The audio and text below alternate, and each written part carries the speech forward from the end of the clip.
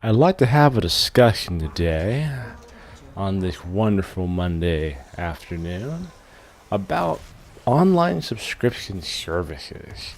You know, we all have them, and we all have these certain ones we like, either be Netflix or Hulu or what have you. But really, I want to focus more. This is a gaming channel. Let's focus on the gaming ones. So from PSN, Steam, to, well, actually not Steam, but PSN to Xbox Live to, and also the Nintendo system and their online setup.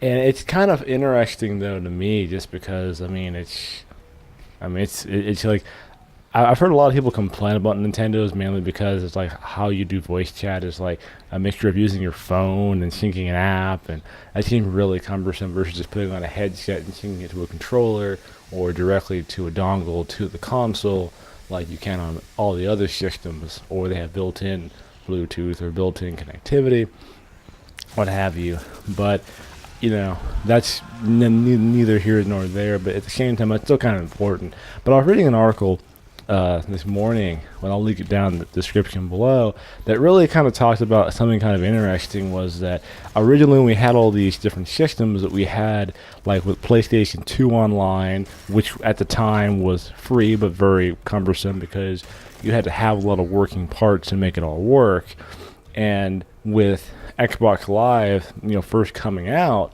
and how interesting that was, and how different that was, and that was also free. You didn't have a subscription for that initially. And then moving into like with the next generation after that, with the 360 PS3, and the Wii. Of course, the Wii had a online setup with friend codes that nobody liked. The PSN was free at the time. Then PlayStation Plus slowly coming out later in the generation, offering premium things like free games and different things like that. And then Xbox Live, with Xbox Live having its own, bringing Xbox Live migrating into the next generation with Xbox Live, and it's also having its paid subscription. So we moved out of this whole free model. Now, the article is interesting because it kind of paints a picture of all the different things that have happened over the last several years when it comes to online subscriptions or just services in general. So for me, I thought it was interesting because like I had PS2 Online. It was a pain to get that to work. It was not fun, but I got it working.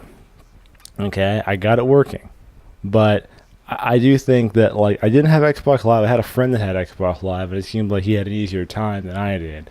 But I did also have like besides having PS2 Online, and maybe also that reminds me too that back the generation we're rocking back in the previous generation with the GameCube, so back in the previous generation when we had, or two generations ago now, we had the GameCube and the PS2 and the Xbox. All of those had online functionality, and then moving into the next generation after that was going to be, then we had, online subscriptions from that point on. Some that were still free and some that had subscriptions.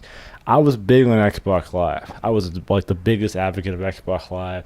Xbox Live was like amazing. Even kind of still to this day, I still prefer Xbox Live to some degree. I use PSN pretty heavily now because I don't have an Xbox One. But I really liked Xbox Live just because it just worked really well, and it just flowed well. So I do think that's I really liked that service. I thought it was cool. Now you have to forgive me. This is like a ramble video because I just feel like rambling. But I loved Xbox Live. PSN got miles better, but at the same time, you think about it, Steam is free. Steam it's free. You sign up, you can change your name, you can do whatever you want. It's free. You don't pay a monthly subscription to play online. Whether that be through a vast majority of PC games. PC games like Call of Duty don't charge for online subscription per se. To play on the servers, and a lot of those games have dedicated servers. But so it's like it made me think about this. Really, the whole main thing of this was it made me think maybe why are we paying so much money for these online services? And this video kind of made me think, because I was reading other stuff besides that article, and also the news that Sony was raising their online subscription by about $10 in Europe. And I think it's also going to go up in Asia, and I think it might also hit us also, because now in the United States it's about $60 a year roughly. We're getting close to that already, kind of slowly inking its way up. Because it went up in the UK another, $10, or they're say £10, but and other territories, whatever increment of 10 that those territories use in their own country, but it went up. It's like, wow. Now, whether or not that's some sign that they're just wanting to charge you more money, it's to cover cost of running such a large service like PSN, we don't know. But the one thing that I do think about a lot from all the articles and things I've been reading over the last couple of days is that, we might need to rethink, kind of how we approach our online services. Just for me, even including streaming services for other content, like I have Funimation and I have Netflix.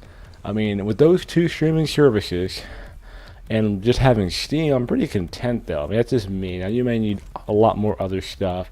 I also have, Amazon, Prime and Prime Video, which has some good stuff on there too. But I mean, that's online streaming stuff. But still, I mean, you may have multiple of those, and I know some people have 5 or 6 streaming services.